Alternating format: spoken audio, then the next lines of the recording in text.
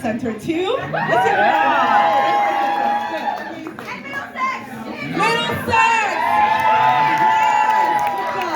Good job. All of London. Look at all the love. Make sure I don't fall back. Wow, it's been a while, guys. So good to see a house packed. So good to see friendly faces, friends, family, volunteers, Londoners, liberals. Wow,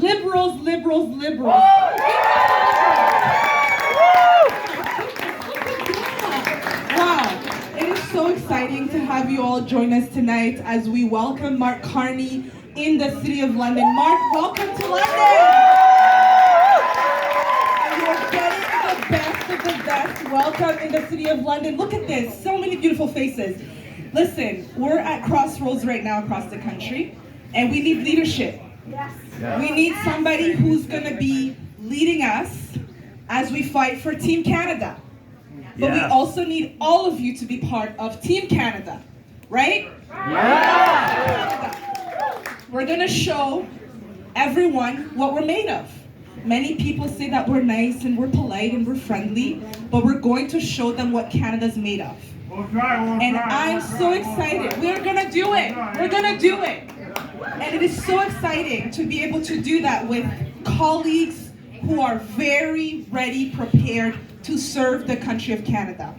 I'm so excited to see that Mark has made it all the way to London, Ontario to speak to you, to hear from you, and to tell you about his plans to lead our party forward, not just our party, but our country of Canada as he becomes the next Prime Minister of Canada. Mark Carney.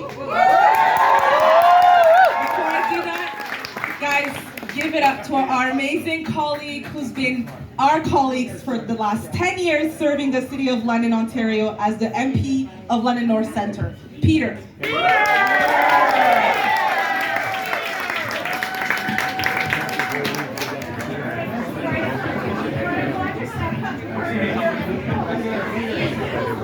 Hey, we made it. How's it going tonight? That's right, everybody. I know you're here to meet Mark and hear Mark. Of course, we all are. Let me just say this, though. Everywhere I go, and I haven't seen this in a decade or almost a decade of politics. Everywhere I go to the grocery store, I go to Masonville Mall, I take my daughter to daycare, I walk downtown outside on Richmond Street, and here, Joe Cool's, a London establishment that's been here for decades. People are excited about Mark Carney, everybody. We're faced with challenges in this country. Global challenges are impacting us. Stable, trusted relationships with trusted allies are now coming into question. And so we need trusted hands, serious hands, experienced hands, someone who has seen crises. The 2008 financial crisis, he was there as the governor of the Bank of Canada. When the United Kingdom had its challenges, to say the least, with Brexit, they called him. He became the equivalent there. And now he wants to be the leader of the Liberal Party of Canada. A storied institution. One of the most successful, if not the most successful, political party in the Western political tradition. We're going to keep it that way. Your next Liberal leader, your next Prime Minister, join me in welcoming Mark Carney.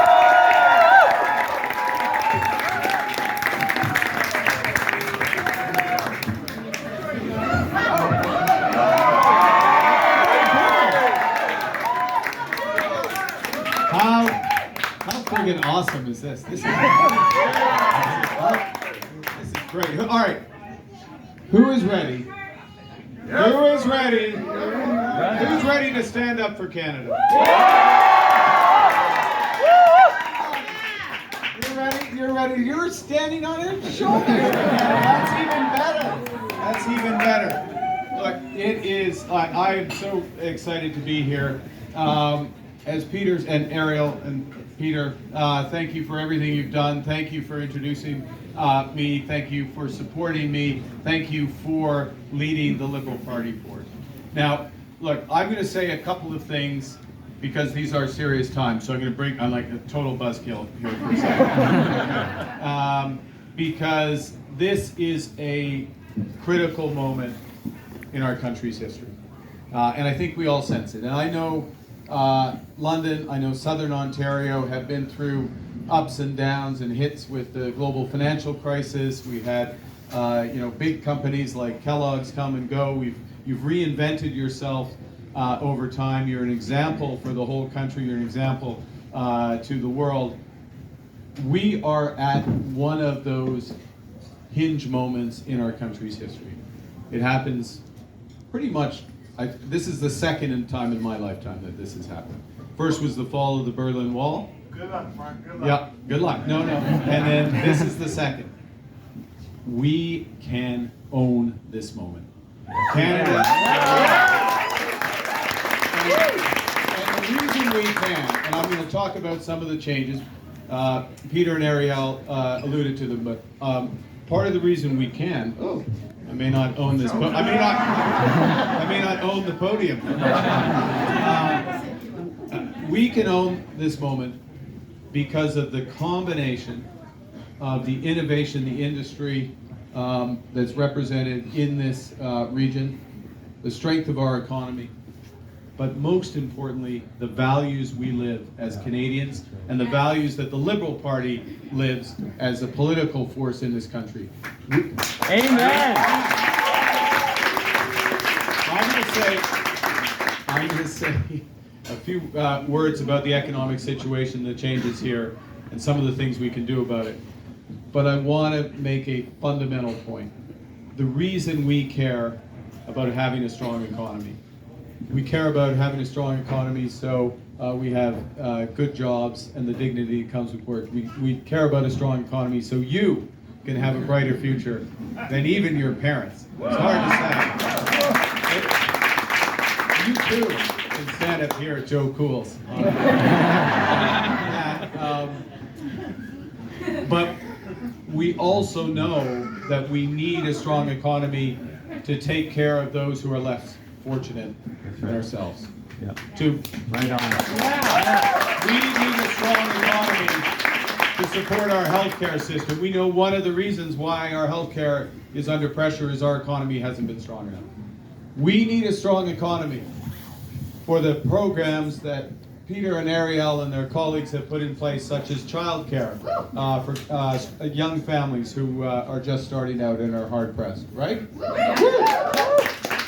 We need it for dental care for those who can't afford it. We need to make sure that we can honor our pension responsibilities for older kids. Yes, we need a strong economy for that. We need a strong economy to build the future. If we can't manage the present, we can't build the future. Good, Pete. If we're not, we can't be strong. That's where we are. That's where we are. I'm going to have to start the whole thing again. It is so great to be here in London. We can't be strong abroad if we're weak at home. Yeah. And we can't redistribute what we don't have. We have free trade in Canada? Can we have free trade? What's in Canada? That is exactly you are so far ahead of me, ma'am. That is one of my points. So I want to say a couple of words about, because if all around the country, nowhere as good as this, I have to say, nowhere as good as Joe Cool's, but all around the country, what I've heard from Canadians is that they want change. Yeah. They want change. and they want change. They want to change before the Orange Man started going on. But they want to change because of the cost of living crisis. They want to change because housing is out of reach for too many people. They want change because they know that the world's becoming more divided and dangerous in this region. We know that technology is changing our opportunities and bringing new threats. So they want change, but they want the right kind of change. They want the kind of change that brings all Canadians up. They want the kind of change that brings us a future as well as a better present. And that is the kind of change that we are going to bring as Liberals. Now, let me give a couple examples of the type of change. I'm going to get to free trade in Canada in 1 second. The first thing we have to do is we need to change some of the way the government is working. We need to not all the ways. We need a government that spends less but invests more. Now, who's here from St. Thomas? Yeah. All right, we got people here from St. Thomas, and that's an example through Battery Plant Line. That's an example of where government can help drive huge private investment. We have just begun to realize that potential. And let's be clear. What's happening in the US right now is they are turning inward. And they're trying to turn back the clock. They are crazy. We can take advantage of these guys. We can leapfrog them if we keep our eye on the ball. Right on. Enormous opportunity. Because what's going to happen? You know, a couple months ago they cared about reducing carbon and climate change and EVs. Now they don't care about it at all. Guess what? 4 years, 8 years, somewhere down the line they're going to care again. We're going to have kicked their ass.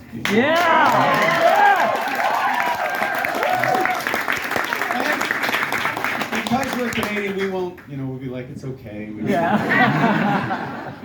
the way, we're going to kick their ass. I gotta say. So we need government, but we need the government to, we need to make some efficiencies and things in government so that we can support investments like that. We also need, and this is the second thing we need to change, we need to change so that you all have more of your hard-earned dollars after your paycheck. So we are going to deliver you a middle-class tax cut. Because we know how pressed people are, and even though inflation, technically, says as a central banker, is finally under control, the price level has gone up so much that people need to get ahead. And that is especially true for younger Canadians, and we'll do something more for younger Canadians. What we also need to do is this little issue, which I see has really got down to the grassroots, is we have 13 economies in Canada. We need one. We need one. One of the first things we're going to do after this process is over is to bring all the First Ministers together to hammer out one economy for all Canadians. And we're going to change. I'm going to mention two other things. We need some new friends. Bye bye America. About a week ago, that was about 2 weeks ago. I was like, it trips off the tongue, our friends and allies, and all that. I was like, what? How could they do These this? guys are our neighbors. Well, they're our neighbors. Sometimes you get along with your neighbors, sometimes you don't. We don't. A good wall sometimes helps. Fear the neighbor. We're going to get the wall. No, we're not going to build a wall. I'll tell you. And America will pay for I'll tell you something. There's one guy who won't pay for that wall. No, in all seriousness, I want to commend the Prime Minister and the Foreign Minister. The Foreign Minister and the Minister of Finance. They did a great job. They focused in all seriousness, they focused in on something that the president had raised, the scourge of fentanyl. We're going to help solve it. It's an issue here in Canada as well. And by working together, this is something that we can help solve. Yeah. I want to say another thing, which is that we have a lot of hard work to do to reinforce the best of our trading relationship with the United States. And that starts with the auto sector, and it builds out from that. There is no tighter commercial relationship in the world than the North American auto sector. I know it's crucial to jobs here. It's absolutely our #1 priority with the Americans to ensure that it is stronger than us. But at the same time that we're doing that, we're going to take our values and our strengths, and we're going to build our trading relationships around them. Yes. Yes, Because please. Never again. we are the energy superpower. Yeah. There is no other country in the world that has what we have, from hydro to hydrogen to conventional oil and gas to Uranium. nuclear and beyond. Nobody else has. Right on. And that will drive advanced manufacturing, that will drive artificial intelligence, that will drive the future. And we will use that to anchor trading relationships around the world with Europe, like-minded countries in Asia, and put a few eggs in another basket. Yeah. You're the guy to do it. We're going to do it. We're going to do it. We're all going to do it. And the last thing we're going to do, it's not the last thing we're going to do, but it's the last thing I'm going to do on this say on this podium, is, look, the world is more divided and dangerous, and we do need to make the country more secure. And that starts with the perimeter. We are not putting troops on the U.S. border, like Pierre Poilievre got a little excited there. That's a tell. By the way, that's a tell. When your first reaction is send in the army, it's like, I'm sure you're showing those Canadian values there. But our northern perimeter, the Arctic, working with the Americans as appropriate. Getting our defense spending up to that NATO level of GDP. And I'll tell you something else. 80% of our defense spending, the capital and defense spending, is in the United States. Do you think we should maybe do it? Diversify? Yeah. Does anyone want? Should we move that up to 90% in the U.S. or maybe down? Down. Down. We'll spend that much more of that money. France has some good stuff.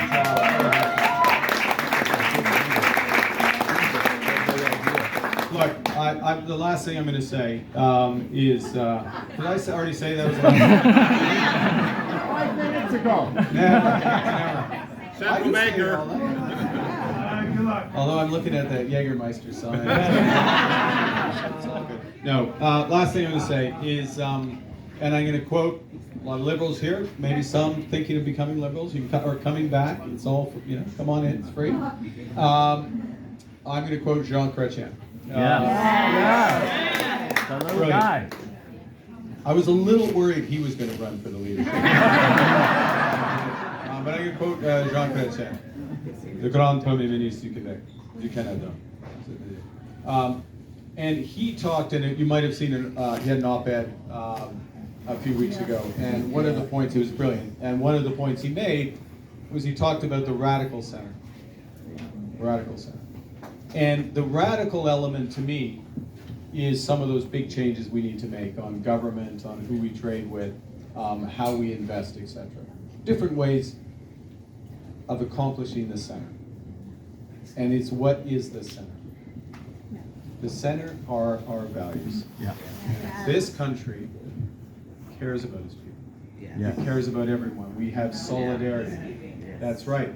This country cares about the future. So we care about sustainability. This country takes responsibility. This country is inclusive. Yes. This is inclusive. I was interviewed yesterday, and I was asked the question about what's a Canadian, and I started with the mosaic. and I knew the guy had no idea he was American. You know, you can see, yeah, exactly. He's Googling the word. But it's so familiar to us as Canadians. It's bread in the bone. It's what we are. And of course, we're dynamic. We're also humble, right?